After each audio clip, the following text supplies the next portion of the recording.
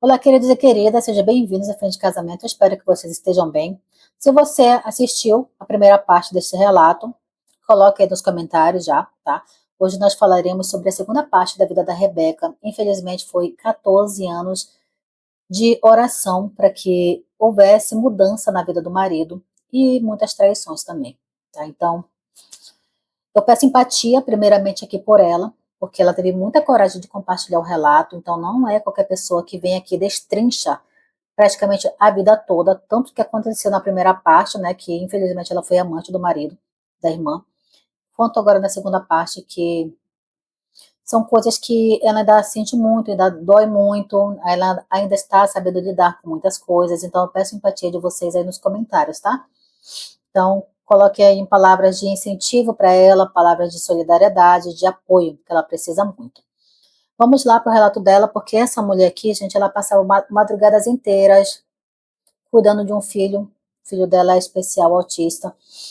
Enquanto o marido estava por aí, traindo ela com outras mulheres. Então ela passou 14 anos não são 14 dias e não são 14 meses. Então passou orando por um homem e pela mudança dele, uma mudança que nunca ia chegar.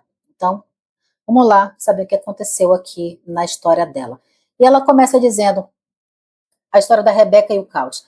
Antes do relato, convido você, tá? Se inscreva aqui no Fim de Casamento, deixa o like nesse vídeo, diga de onde você está me ouvindo. Para você que já é inscrito no canal, coloque aí nos comentários se você já assistiu a primeira parte desse relato.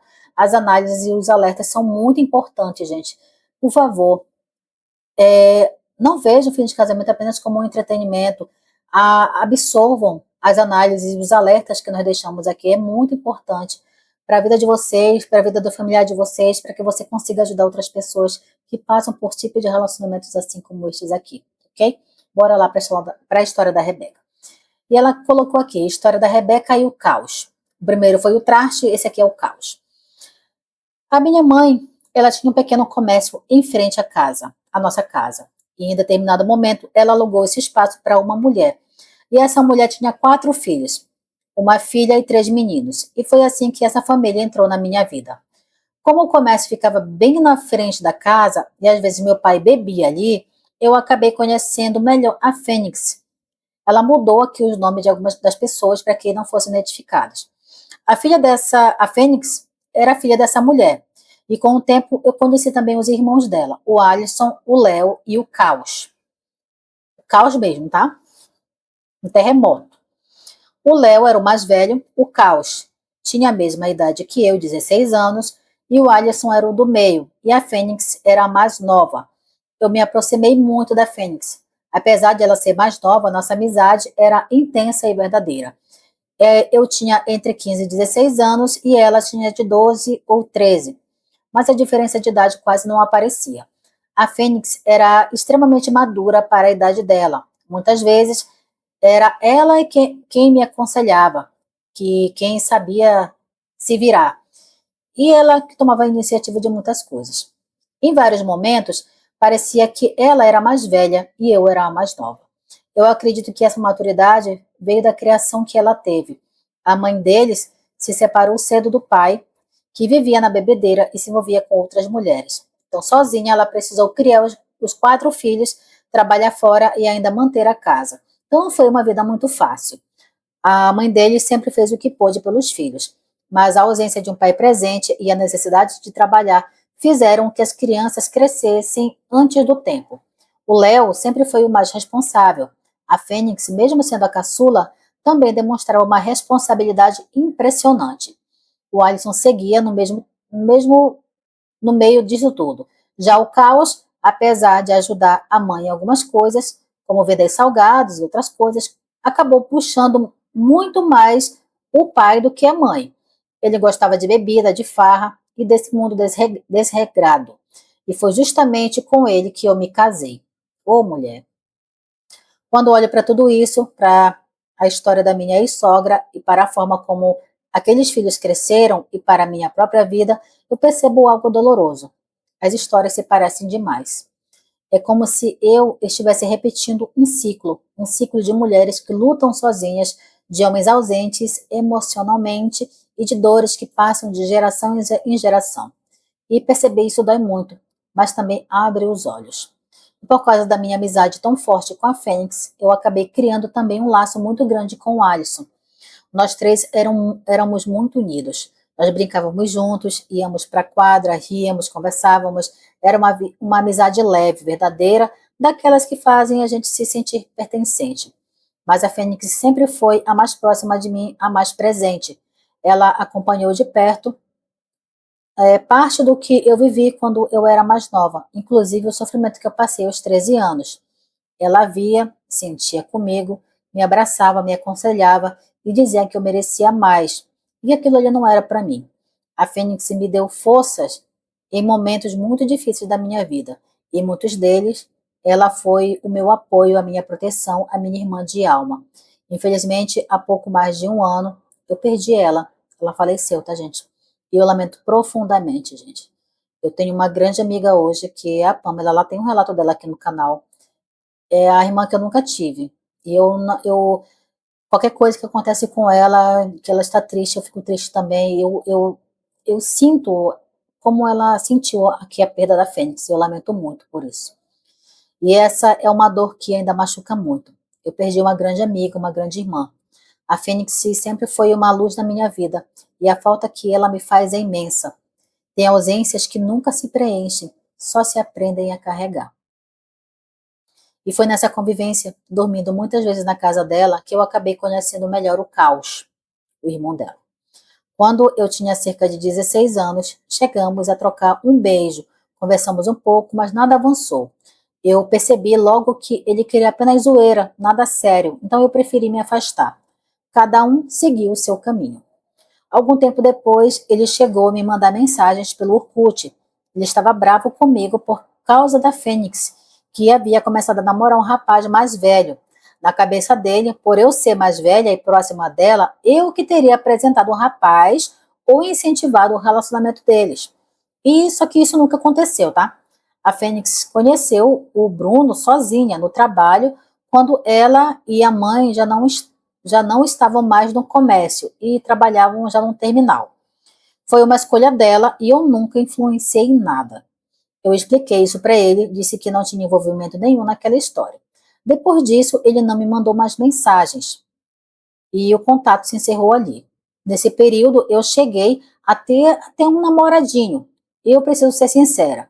Esse relacionamento teve muito mais a ver com a tentativa de preencher um vazio e chamar a atenção, ainda por causa das dores da história anterior. Então, ela se envolveu com esse rapaz por conta do ex-cunhado, tá? Então, teve mais a ver do que as dores do meu relacionamento anterior do que com o amor de verdade. E eu já conhecia esse rapaz havia cerca de 2 anos. Nós éramos amigos. E o namoro durou pouco, cerca de um mês. Apesar de parecer uma boa pessoa, ele acabou se envolvendo em caminhos errados, fez escolhas ruins e foi preso. Tá? E aquilo foi mais um sofrimento para mim, mais uma decepção, mais uma dor acumulada. Mesmo assim, eu segui em frente, eu continuei caminhando mesmo machucada. E a Fênix continuou muito presente na minha vida, mesmo que nessa fase a gente tenha se afastado um pouco, nada definitivo, só aqueles afastamentos naturais da adolescência. Nesse período, eu ainda tive outra amiga e nós vivíamos praticamente juntas. E era aquela fase confusa de descobrir o mundo, de viver mais o agora do que pensar no futuro. E nessa época, eu fiquei com mais duas pessoas, mas eram apenas beijos. Não era nada sério, nada profundo. Era mais diversão, coisa de adolescência mesmo. E eu e essa amiga acabamos entrando numa dinâmica meio que repetitiva. Ela ficava com o menino e eu ficava com o irmão dele. Olhando hoje, eu vejo como a minha vida seguia sem muito rumo emocional. E eu não pensava no amanhã, não enxergava mais à frente. E eu fiz muitas escolhas erradas, muito mais por carência do que por vontade verdadeira. Depois dessa fase, eu e o Caos acabamos nos reaproximando. E pelos meus próprios relatos, dá para perceber o quanto eu sempre fui uma pessoa carente, né? Mesmo sem enxergar isso na época. Então, eu precisava de alguém, de atenção, de carinho, de sentir que eu era importante para alguém. Quando essa aproximação aconteceu, eu tinha entre 17 e 18 anos e eu já trabalhava para a mãe dele, que nessa época tinha um comércio perto da casa da minha mãe. E ela já não trabalhava mais nesse terminal. E foi ali, no dia a dia, que eu e o Caos começamos a nos aproximar de novo. E o Caos sempre gostou muito de rua, de amigos. Amigos para ele sempre foram prioridades. Ele era muito apegado a esse mundo, de sair, beber, ficar no portão até altas horas, sempre conversando com outros caras. E nessa fase, ele não tinha responsabilidade nenhuma. A vida dele era essa. Inclusive, ele já tinha se complicado financeiramente por influência desses amigos. Tinha feito dívidas, tinha sujado o nome dele. Ele sempre foi muito moleque, mas eu não via ele dessa forma. Eu sentia um carinho grande por ele. Ainda não era amor, mas era algo que mexia comigo. Eu via aquele menino perdido, machucado pela história que viveu, e meu coração acelerava. Eu pensava que ele precisava de amor, de cuidado, de alguém que o ajudasse a se curar. Eu acreditava de verdade que o dia que ele tivesse uma família, ele mudaria.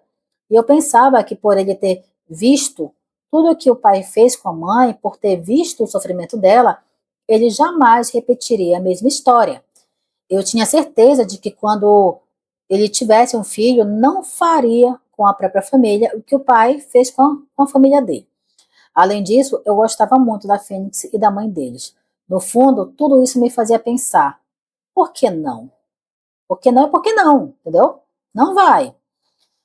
Então, no dia do aniversário do Caos, ele apareceu no comércio da mãe, onde eu trabalhava. E a mãe dele começou a brincar, dizendo: Ué, Rebeca, você não vai dar o presente do Caos? E eu ri. E ele entrou na brincadeira e, naquele clima, ele me deu um beijo e eu correspondi. A partir dali, para mim, já tinha começado alguma coisa. E a gente continuou ficando, mas esse ficar já era intenso. Nós dormíamos juntos, eu passava muitos dias na casa dele, então sempre estávamos juntos. Para mim, aquilo já era um namoro, mas ele nunca foi até minha casa pedir permissão para o meu pai, como era o costume. Até que um dia o meu pai tinha bebido e foi até o comércio conversar com o Caos. Ele questionou por que ele ainda não tinha ido lá em casa me pedir namoro, já que ele estava ficando comigo. Ele perguntou o que ele faria se meu pai não aceitasse aquele relacionamento. E o Caos, que também já tinha bebido, respondeu que se meu pai não deixasse, então ele também não ficaria comigo. Naquele momento eu olhei para ele e disse que ficaria assim, que a gente ficaria assim. E foi ali, naquele confronto, que o namoro começou oficialmente. A partir dali, passamos a viver praticamente juntos. Desde o início, o relacionamento foi cheio de brigas. O Caos continuava muito solto, rodeado de amizades, inclusive com mulheres. Logo no começo do namoro, eu já encontrava mensagens dele com amigas, conversas que me machucavam muito. Então a gente acabava brigando por conta disso. Quando ele ameaçava terminar, e eu sinto vergonha de admitir, mas eu chorava. Eu ia atrás, eu implorava para conversar, para tentar resolver. Ele sempre dizia que eram só amigas, que aquelas amizades existiam antes de mim, então eu tinha que aceitar, né?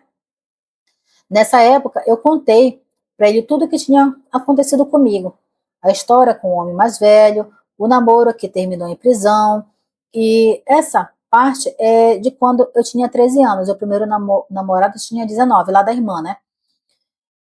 Que foi a primeira história que ela enviou aqui no canal. E o que foi preso foi o meu ficante. Nós ficamos por cerca de um mês. Eu já conhecia ele há 2 anos antes de ficar, mas infelizmente ele escolheu um caminho errado.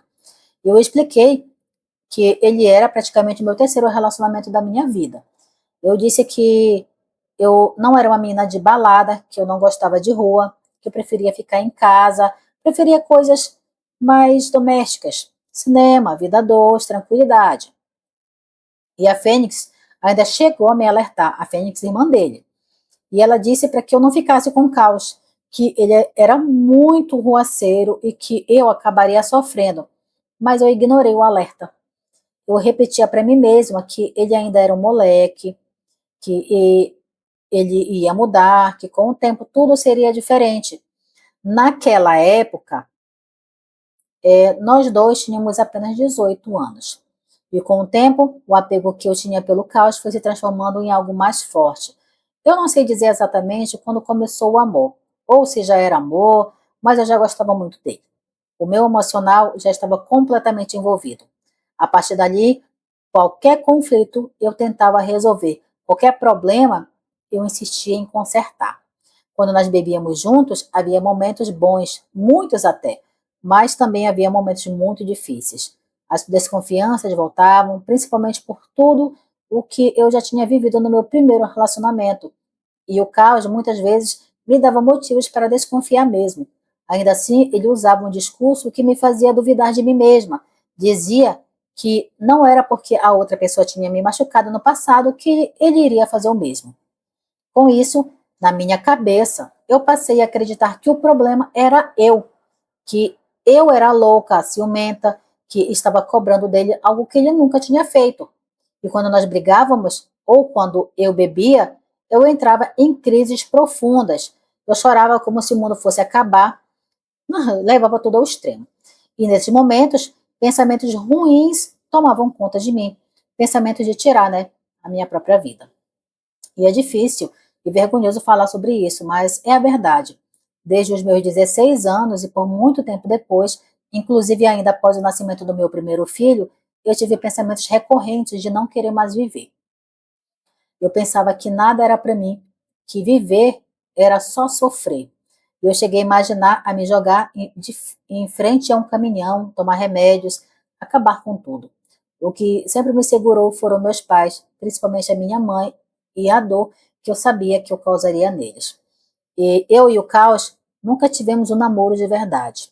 Desde o começo nós dormíamos juntos, vivíamos como casados. A gente simplesmente se ajuntou. Nunca casamos no papel de verdade, no cartório. Eu queria muito ter um filho, formar uma família, só que ele não queria, ou pelo menos nunca falava com clareza. E ele sempre dizia para mim: olha, mais para frente a gente tem um filho, logo mais. Então nunca houve uma conversa sincera sobre o futuro, planos, casamento, filhos. E eu fui construindo tudo sozinha dentro da minha cabeça e do meu coração. E eu acreditava que se ele não me amasse, ele não estaria comigo. Eu pensava que ele mudaria, que era só uma fase, que tudo ia melhorar. Então nós vivíamos assim por cerca de 5 anos. Quando ele comprou um carro, a situação piorou. As novas amizades aumentaram, as saídas, as bebedeiras, e ele começou a dormir fora. E foi nessa época que uma amiga minha o viu em uma festa com uma outra mulher e um amigo. E essa mulher era uma conhecida. Ela era conhecida por ficar com vários homens. A minha amiga contou que ele riu quando ela disse que iria me contar. Mesmo assim, ele saiu da festa às 5 horas da manhã com essa mulher dentro do carro junto com um amigo. E ele só chegou em casa às 11 horas. Não sei se foi da manhã ou da noite, tá? Disse que quem estava ficando com a mulher era o amigo. Eu sabia que era mentira, mas eu escolhi fingir que acreditava. Antes disso, eu cheguei a procurar essa mulher no trabalho dela, e ela me mostrou conversas, disse que sabia que ele era casado, que não tinha ficado com ele, mas as mensagens diziam outra coisa. O Caos alegou que não era ele quem mandava as mensagens, que eram os amigos usando o celular dele. E eu engoli essa versão.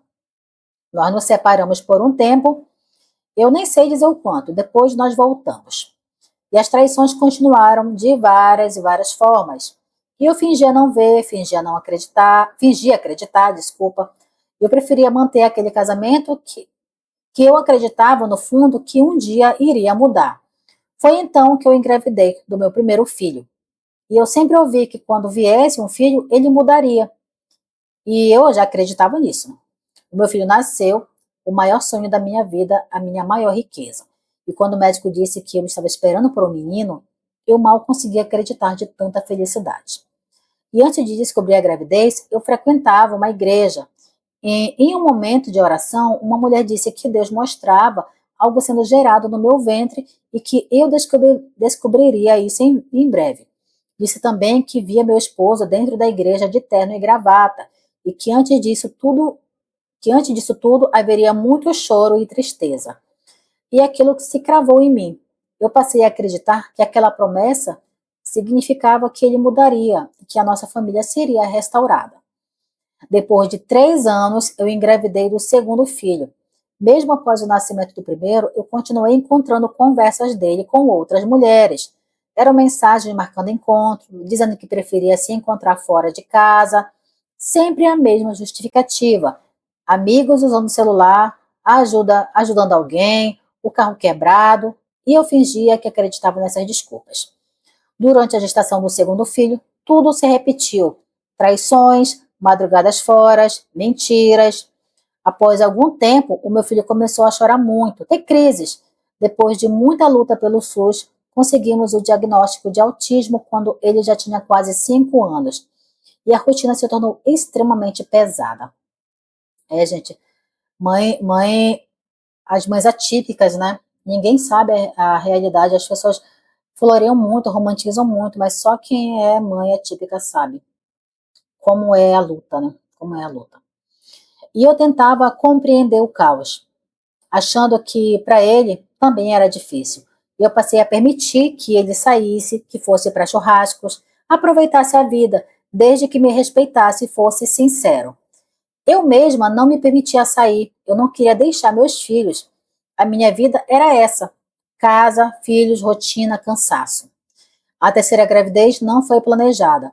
Quando eu descobri, eu chorei muito. Eu tive medo de não dar conta. Eu cheguei a pedir para Deus que meu filho não viesse com necessidades especiais, porque eu achava que eu não suportaria. E eu sofri demais nessa gestação.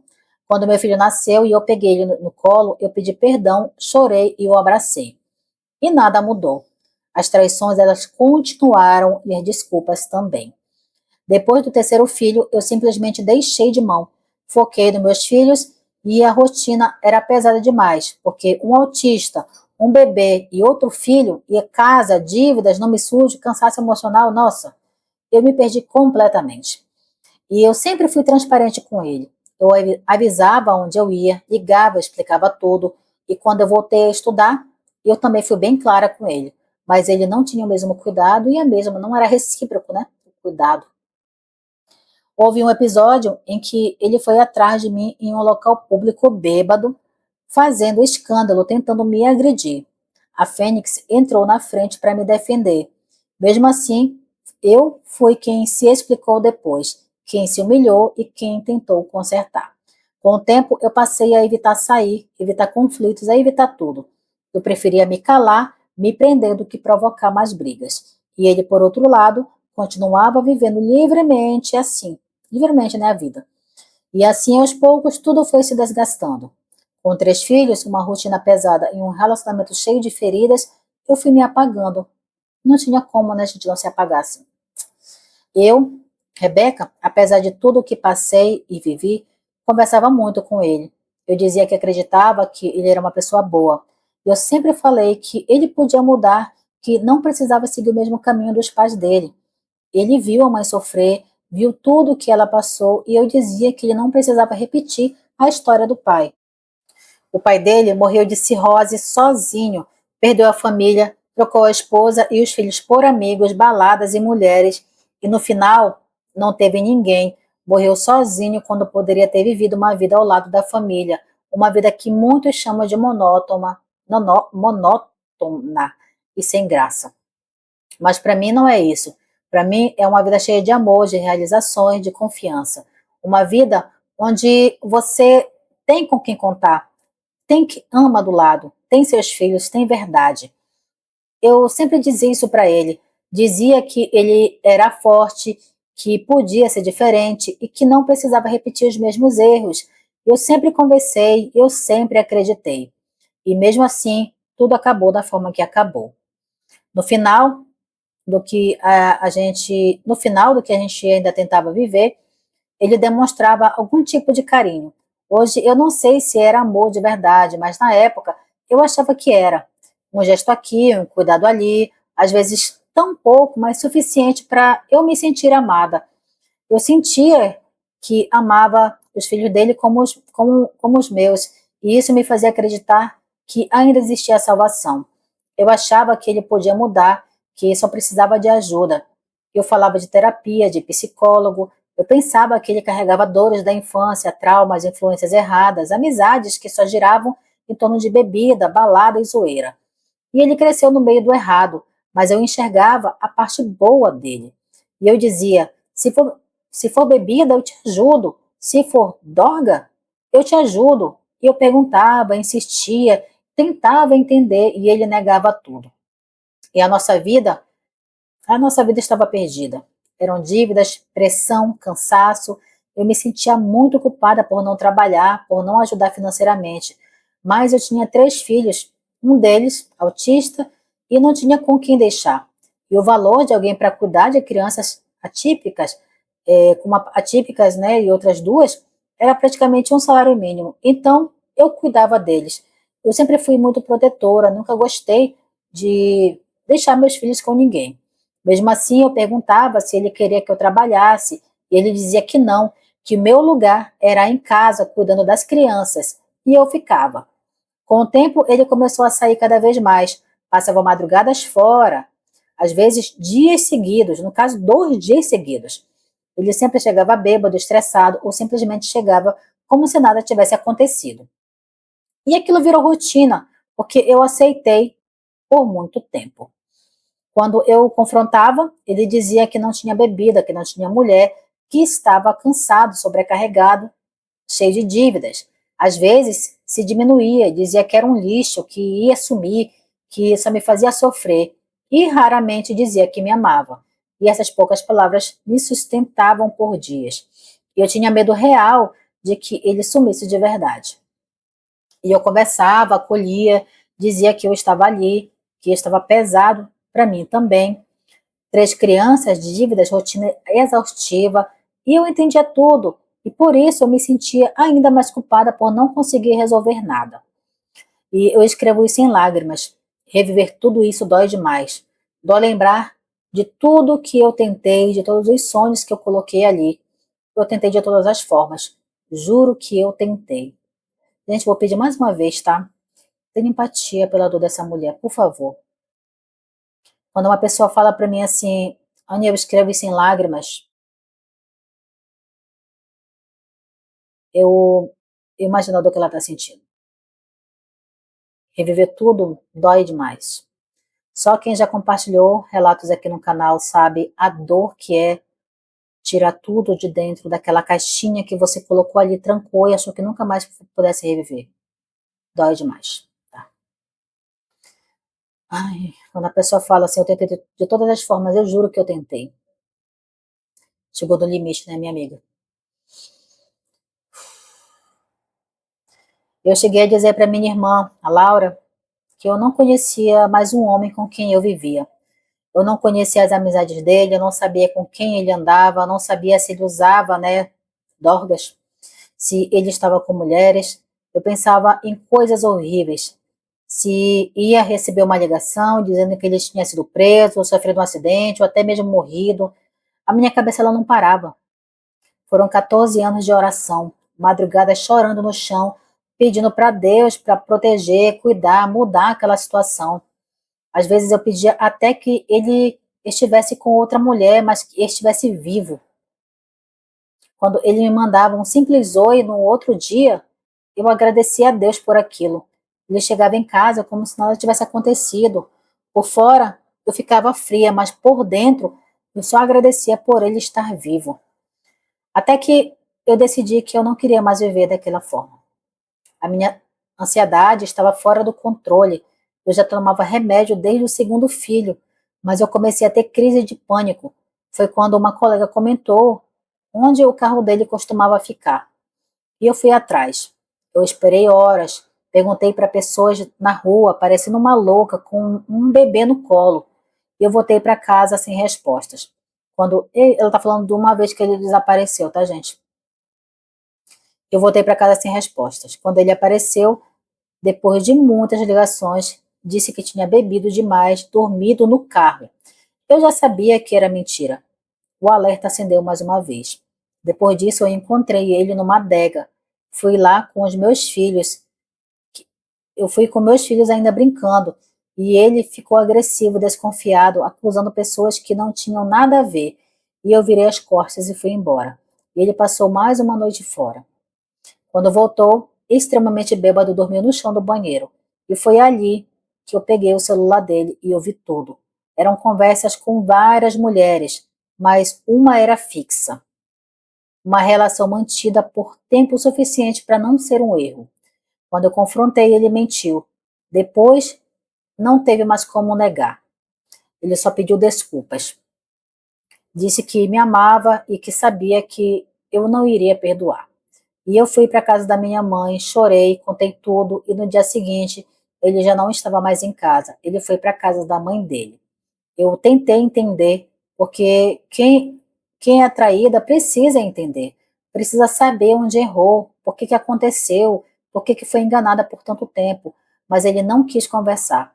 Para ele bastava pedir desculpas. E para mim aquilo me destruía por dentro. Mesmo separada, eu ainda acreditei quando ele falou em mudança. Eu me agarrei nisso, pedi terapia, transparência, esforço. Eu teria tentado, eu teria passado por cima de tudo, se ele, né, tivesse demonstrado pelo menos um pouquinho de esforço. Mas os meses se passaram e eu segui vivendo, saindo. Desculpa, os meses se passaram e ele seguiu vivendo, saindo, bebendo, se envolvendo com outras mulheres. E eu continuei sabendo de tudo, sempre sabendo e sempre doendo. Hoje eu escolhi olhar para mim e para os meus filhos. Eu não quero ninguém, eu não tenho cabeça, eu não tenho tempo, eu não tenho vontade. Meu foco são eles. No começo eu pensei em fazer eles sentir o que eu senti, mas não vale a pena. Pagar o mal com o mal, né? Não vale a pena. Eu ainda estava de luto pela perda da minha melhor amiga, a minha irmã, a Fênix. E ele já vivia como se nada tivesse acontecido. Olhando para trás, eu vejo o quanto quis sozinha um casamento, uma união, uma família. Hoje eu estou aqui com meus filhos, com medo, com dor, mas de pé. Eu não estou sozinha, né, Anne? Deus está comigo. E já vai fazer um ano da separação e ainda dói. Dói muito. Mas eu sigo pelos meus filhos, mesmo em lágrimas. Logo que eu descobri tudo, eu peguei o contato de uma das mulheres, a fixa. Segundo eles, essa relação durava um ano, embora outras pessoas tenham me dito que já fazia cerca de 4 anos. Eu cheguei a ouvir, em algum momento, que ela chegou a inventar uma gravidez para tentar segurá-lo. Isso foi negado por ele e por ela. Ambos disseram que se conheciam apenas há um ano.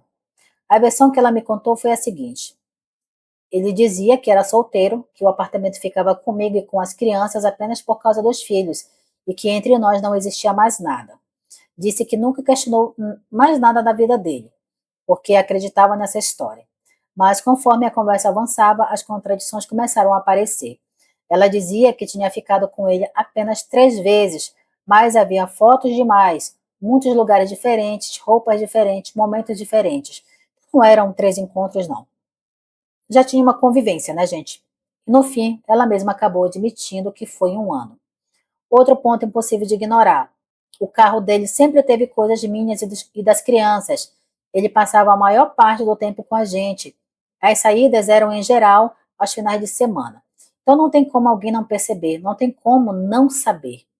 Além disso, ela mesma me disse que um amigo dele chegou a alertá-la de que ele era casado e que ela deveria sair dessa situação. Mesmo assim, ela escolheu continuar, então não foi engano, foi escolha. Ele foi o mais errado de todos. Ele me devia respeito aos filhos. Era comigo que ele tinha uma história, uma família, uma casa. Mas ela também teve responsabilidade, porque ela sabia, ela mentiu e ela aceitou ser amante. E eu não desejo mal nenhum para os dois. De verdade, eu não desejo.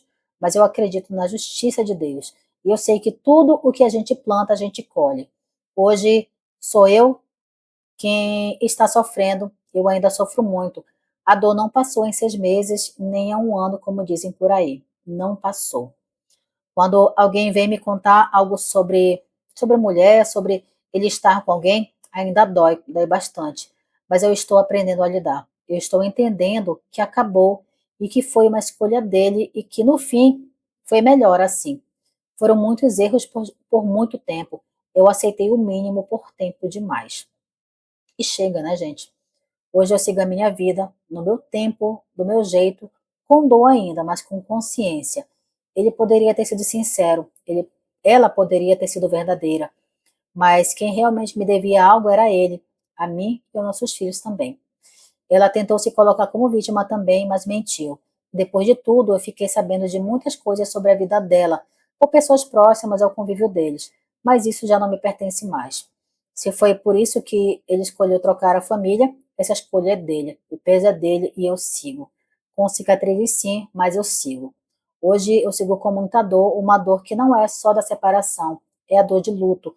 Luto pela minha cunhada, pela minha amiga, pela minha irmã de coração, a Fênix. Ela sempre me acolheu, sempre me abraçou, sempre esteve ali por mim. E dói demais mesmo ter perdido ela. Ainda me pergunto, por que, meu Deus? Por que ela era uma pessoa tão boa e o Senhor tirou ela da minha vida? Em menos de um ano depois de perder a Fênix, eu descobri a traição, né? Uma nova traição. Eu descobri tudo. E foi mais um luto, outra perda, outra decepção profunda. E eu sigo aqui com o coração cheio de dor, tentando me achar, tentando encontrar a minha identidade, depois de tanto tempo vivendo apenas para dentro de casa, cuidando dos filhos. A minha única amiga eu perdi. Eu nunca fui uma pessoa de ter muitas amizades.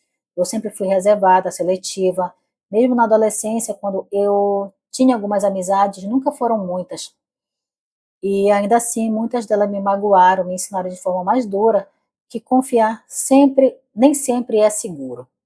E esse relacionamento também me ensinou isso. Tudo que eu vivi com o caos, tudo que eu passei, me mostrou que eu não devo confiar cegamente em ninguém.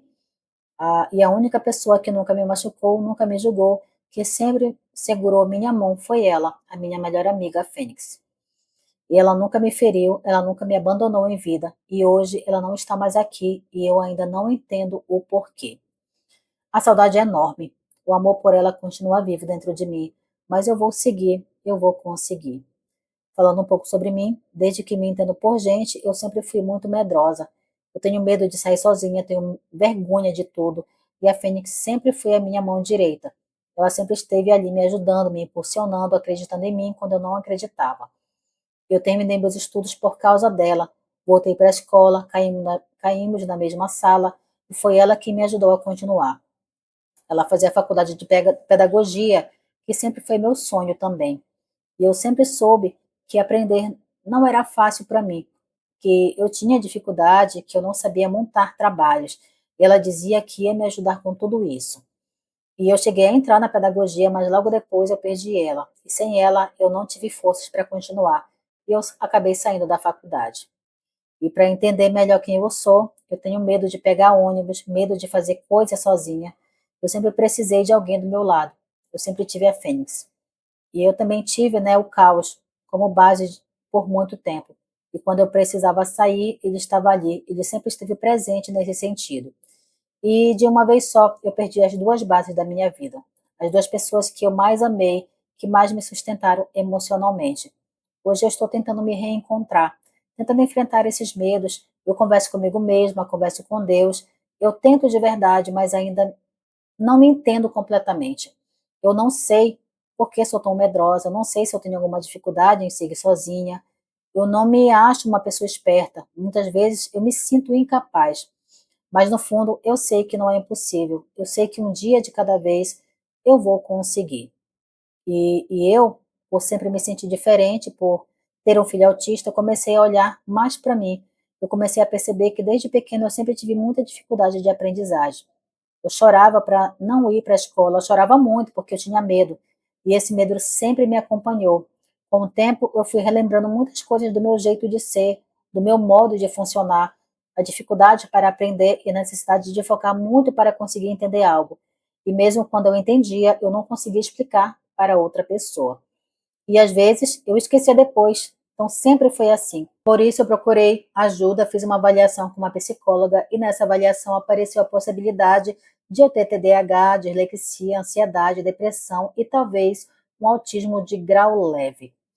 Ainda preciso passar por alguns médicos, fazer os encaminhamentos certos e ter um diagnóstico fechado, mas é muito provável que exista algo ali. Talvez isto explique por que que eu sempre me senti tão diferente. Talvez explique meus medos, as minhas dificuldades, o meu jeito de ser. É normal, no sentido que o mundo espera. Normal, no sentido que o mundo espera, eu sei que eu não sou. Mas hoje eu começo a entender que isso não significa incapacidade. Significa que eu funciono de outra forma. E mesmo depois de tudo, tudo mesmo, depois de tanta mágoa, de tantas traições e mentiras, não só com o caos, não só com ele, mas também das amizades, eu continuo a mesma pessoa. Eu tive decepções em amizades também. Com a Lília, por exemplo, numa briga que tivemos, ela jogou coisas do meu casamento na minha cara. É uma amiga dela, tá, gente, que ela tá falando aqui. E aquilo me machucou muito. Não foi só dele.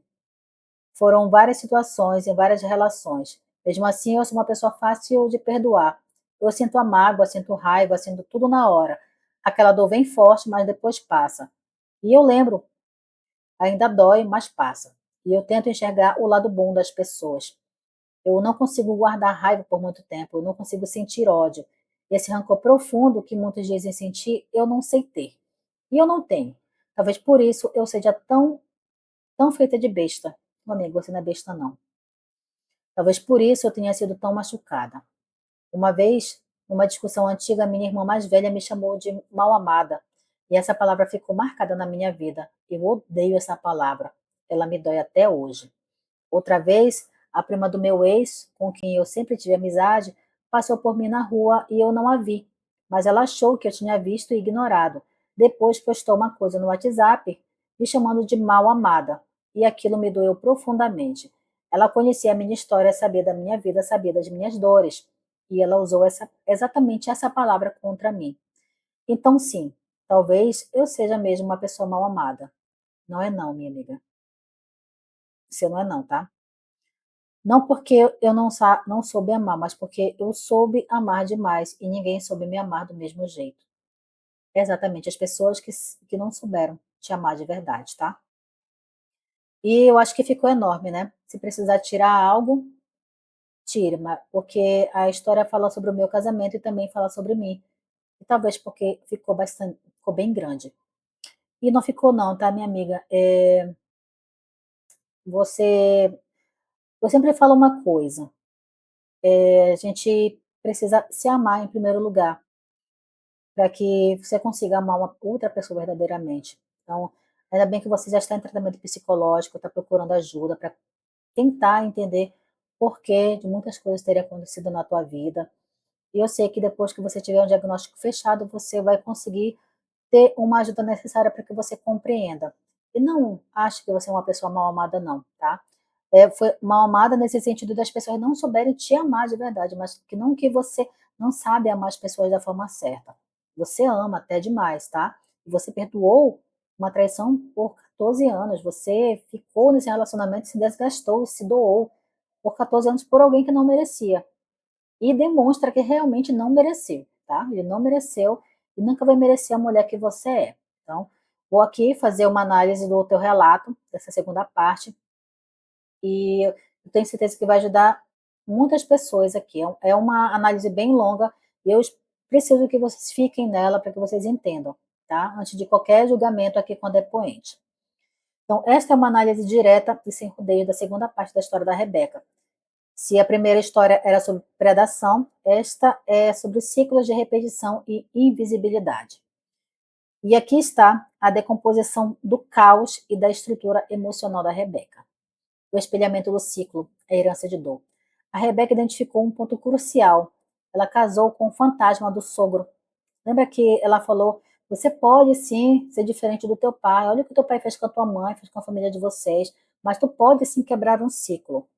Então, o padrão. A ex-sogra lutou sozinha enquanto o marido bebia e traía. O caos cresceu vendo isso e, em vez de criar uma repulsa, ele usou isso como autorização para ser igual. E o erro da Rebeca, e ela acreditou no mito da cura pelo amor. Ela até pensou: se eu der o amor que o pai dele não deu, ele vai ser diferente. E o fato, você não cura ninguém com o seu amor. O amor é um lugar de repouso, não um hospital. Outro ponto, a Fênix, ela usou bastante, usou não, gente, desculpa, ela citou bastante a Fênix aqui, acabou que foi vou colocar como muleta emocional, tá? E como um espelho também aqui. A amizade com a Fênix não é apenas um carinho, era uma simbiose de sobrevivência. A dinâmica aqui, a Fênix era mais nova e era a adulta, e a Rebeca era mais velha e era a protegida. Tanto é que ela fala que quando ela estava viva, ela ajudava ela em tudo, orientava em tudo. Às vezes ela parecia até ter mais idade do que a própria Rebeca, por conta da maturidade, né? O impacto que teve em tudo isso aqui. Quando nós temos uma pessoa que tem grande importância na nossa vida, quando essa pessoa se vai, você se sente órfão. O que eu vou fazer agora? O que eu faço? Então, aqui o impacto foi, a perda da Fênix foi catastrófica, porque ela era a voz da razão da Rebeca. E sem ela, a Rebeca ficou sem o seu escudo contra as manipulações do Caos, que era irmão da Fênix. Então, ela ficou meio que sem norte, tá? E o alerta ignorado aqui. A própria Fênix avisou que o irmão não prestava, que ele era um arruaceiro. E quando nós ignoramos quem nos ama de verdade, para ficar com quem nos drena, o preço é alto demais que a gente paga. Tá? Ponto número 3. A neurodivergência e a vulnerabilidade. A suspeita de TDAH, dislexia e autismo explica muito, muito mesmo, o medo e da lentidão que a Rebeca se sente.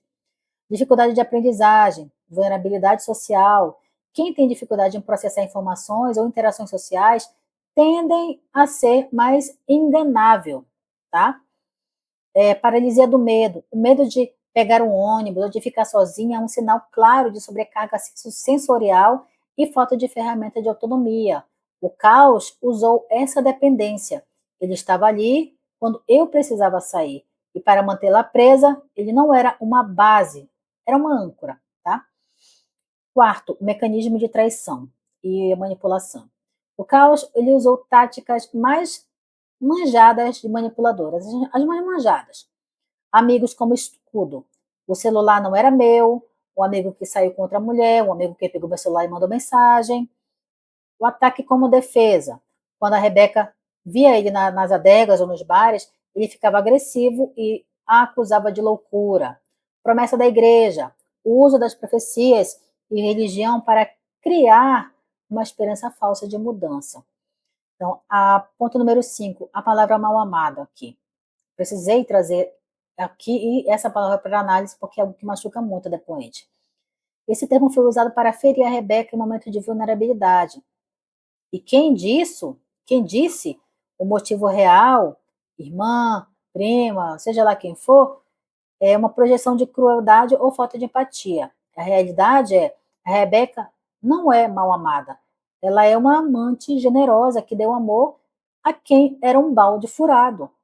Então, ela estava dando amor e só escorria pelo ralo. Então, ela soube amar, sim, amou demais. E a conclusão técnica aqui. O que sobrou? A Rebeca passou 14 anos em oração, de joelho no chão, mas a resposta de Deus não veio na forma da mudança de marido, mas na forma de revelação da verdade. Que foi o quê? Ela pegou o celular. E quando ela pegou o celular, foi ali, ó, o fim. O fim da família e o fim do abuso. Aquilo ali foi a porta de saída dela, a chave que precisava virar. Tá? Então, esta é uma análise técnica sobre o papel da. Agora eu vou fazer uma análise sobre a amante. Também precisei trazer aqui, tá? E da destruição do casamento da Rebeca. Então, sem romantismo. Vamos analisar os fatos e as contradições que provam que, nesse caso, não houve um engano, mas sim uma conivência estratégica. Ponto número 1. A máscara de vitimismo. A primeira tática de uma amante que é descoberta é o discurso da ignorância. Sempre vai dizer que, eu não sabia, eu pensei que ele era solteiro. Ele se dizia solteiro. E que a casa era apenas para os filhos. Não, não, eu só estou morando lá por conta dos filhos, mas eu não tenho mais nada com ela. E a falha nisso aqui é, esse argumento cai por terra quando nós analisamos o tempo. Ninguém mantém uma mentira de solteiro por 1 ano, ou 4 no caso, sem que a rotina entregue a verdade. O fato dela ter se colocado como vítima ao ser confrontada é uma tentativa de dividir a culpa com a Rebeca, em vez de assumir a responsabilidade. Ponto número 2, a prova nos detalhes, o carro e o alerta. O rastro de uma família é impossível de apagar. Tinha o carro que a Rebeca falou, que era o carro que ela sempre usava, que tinha coisa das crianças lá dentro, então é impossível entrar num carro de um solteiro e não ver uma cadeirinha, não ver brinquedo, não ver objetos femininos, tá? E o alerta externo, ela foi avisada por um amigo dele. Aqui acaba qualquer benefício da dúvida. No momento em que alguém de fora diz, olha, ele é casado, e a pessoa escolhe continuar, deixa de ser ignorância e passa a ser caráter mesmo, tá? Ponto número 3, a gravidez inventada. Isso foi o golpe final. A informação de que ela teria inventado uma gravidez para segurá-lo revela um nível de periculosidade, desculpa, gente, periculosidade dessa mulher. Tática de controle. Inventar um filho, uma ferramenta máxima de manipulação para prender um homem que já é instável. Isso mostra que ela não estava apenas vivendo um amor, mas disputando um território. Ela queria o lugar da Rebeca a qualquer custo. Quarto, jogo da conveniência. Por que ela ficou? Porque para ela era conveniente. Ela tinha o melhor dele, as saídas e o lazer, enquanto a Rebeca ficava com o pior, dívidas, o cansaço e o cuidado com os filhos. Então era o lazer que ela tinha. A amante fixa muitas vezes se sente vitoriosa por ser a escolhida para o prazer, enquanto a esposa é a escolhida para o dever. É uma rivalidade feminina alimentada pelo manipulador, mas aceita conscientemente pela amante. Quinto, conclusão, responsabilidade compartilhada. Embora o maior culpado seja o marido, que deveria, sem infidelidade e respeito à casa, à esposa, aos filhos, a amante não é uma espectadora passiva aqui. Ela mentiu sobre a quantidade de encontros. Ela ignorou os sinais óbvios de uma família ativa. Ela escolheu permanecer após ser avisada. E o veredito é: ela não foi enganada. Ela foi cúmplice que aceitou as migalhas de uma vida roubada para tentar construir a dela. No fim, ela ficou com um homem que já provou que não respeita ninguém. Então, o prêmio dela, o presente de Deus, é um traidor, tá? Uma hora a conta chega, né? E eu fiz aqui uma lista de comportamentos padrão de amantes fixas, para que você consiga identificar. Comportamento padrão da amante fixa, que é para todos nós sabemos identificar, né, o jogo de manipulação. Muitas mulheres acreditam que a amante é sempre uma vítima do engano. A história da Rebeca prova o contrário. Aqui estão os sinais de que a amante sabe exatamente o que ela está fazendo. Cegueira seletiva. Ela ignora o óbvio, carro, cadeirinha, porta-retrato, ligações, tudo. Ela ignora tudo. Ela finge que não vê para não ter que lidar com a própria falta de caráter. 2. Discurso da separada de corpos. Ela repete a mesma mentira dele. Ela mora com ele só pelos filhos. Então, ela usa isso como uma autorização moral para continuar no erro. 3. Competição invisível. Ela tenta ser o oposto da esposa. Se a esposa está cansada, cuidando de filhos e da casa, a amante se apresenta como sempre bem arrumada, leve e pronta para o prazer. Ela não quer o homem inteiro, ela quer a melhor parte dele, deixando o lixo emocional para a esposa. Quarto, o ataque da vítima. O ataque de vítima ao ser descoberta. Quando a esposa confronta a amante fixa, muda a narrativa instantaneamente. Eu não sabia de nada, ele me enganou. É uma estratégia para desarmar a fúria da esposa e tentar sair como a colega do sofrimento. Quinto, a tentativa de substituição. O golpe do filho, né? Como o caso da amante do caos, ela frequentemente inventava gravidez e forçava situações para que o homem tome uma decisão. Elas não querem apenas o amante, elas querem o lugar da esposa. E a falta de empatia com a maternidade, né? Elas sabem que tem crianças envolvidas, no caso aqui da Rebeca, uma criança que tem autismo, que tem 2 filhos pequenos. Então, a amante, ela ignora a dor dessas crianças para satisfazer o próprio ego. E para entender por que, que um homem como o Caos mantém uma amante fixa por anos, nós precisamos parar de pensar com o coração e começar a pensar com a frieza de um manipulador. Ele não estava dividido entre 2 amores. Ele estava operando um sistema que funcionava perfeitamente para ele. Aqui está o porquê de ele escolher alguém que aceita ser a segunda opção. A divisão, né? Papel versus a diversão. Caos, ele é um homem maturo que parou no tempo da adolescência. Sabe a crise do Peter Pan? É crise não, é personalidade do Peter Pan? Pois é. Ele precisa de duas figuras femininas para sustentar o seu ego frágil. A Rebeca, né, a esposa, e a amante fixa. Porque ela representa o escape, né, a amante. E com ela não há boletos, não há choro de criança, não há cobrança de responsabilidade. Então é justamente isso que ele quer. O controle total, que é o narcisismo estratégico, porque eu também vou colocar, bater na tecla do narcisismo aqui sim dele. O homem narcisista adora uma mulher que aceita ser a outra, porque ela é fácil de controlar. Ele controla quando a vê, ele controla quanto tempo vão ficar juntos, ele controla a narrativa.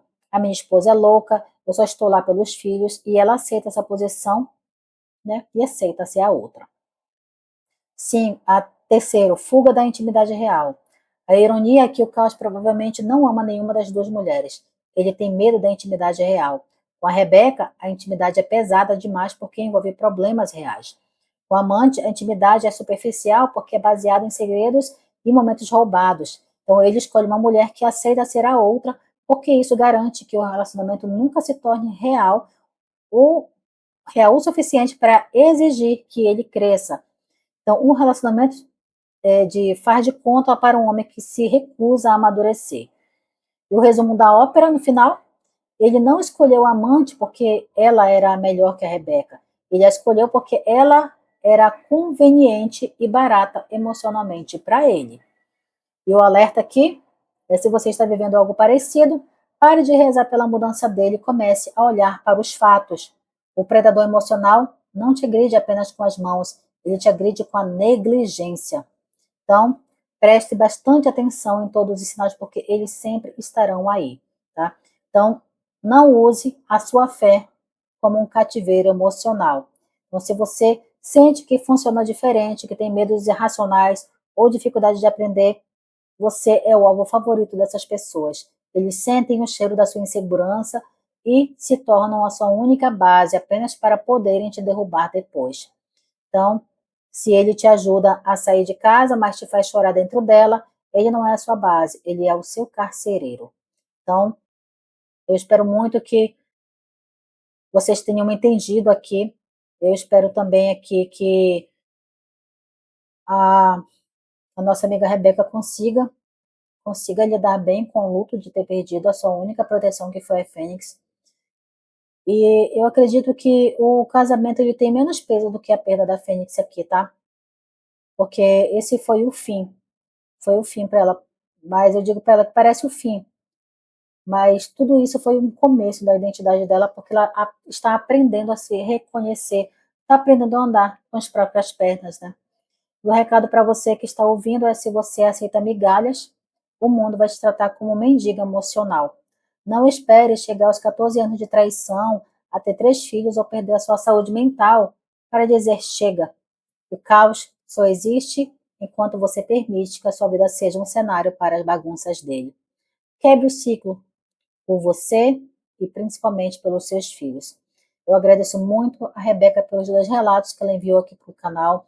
Foram 2 relatos ricos em alertas, ricos em fazer com que as pessoas entendam a face de um narcisista e o perigo que é você continuar mantendo um relacionamento com eles.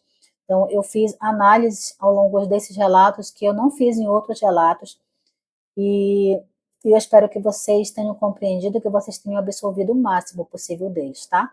Então é isso. Para a Rebeca, eu desejo tudo de melhor, como eu falei para ela. Sempre que ela precisar conversar, precisar desabafar sobre algo que eu puder ajudar, eu estou aqui, minhas mãos estão estendidas, ok?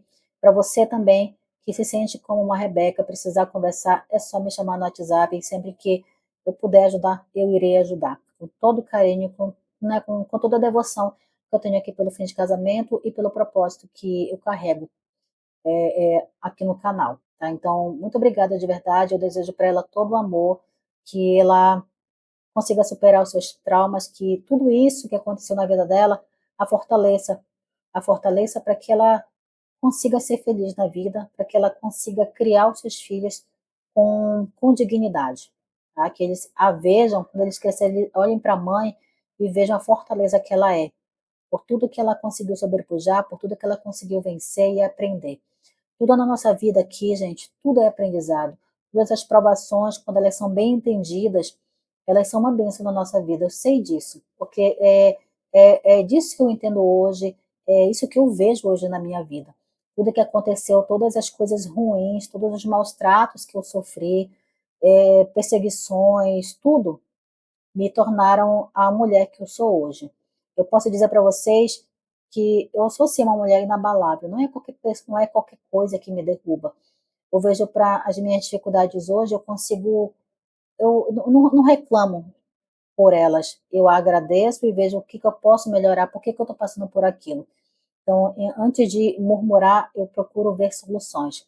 E isso eu devo por conta de tudo que eu passei, por tudo que eu vivi. E eu tento passar isso hoje no fim de casamento para que mulheres e homens se ergam, se amem em primeiro lugar, se olhem para dentro de si e vejam o quanto eles podem crescer. Vocês são maravilhosos. Tudo que vocês passaram não definem vocês. As dificuldades, as traições, as manipulações, as agressões, elas não definem vocês. Vocês foram apenas vítimas.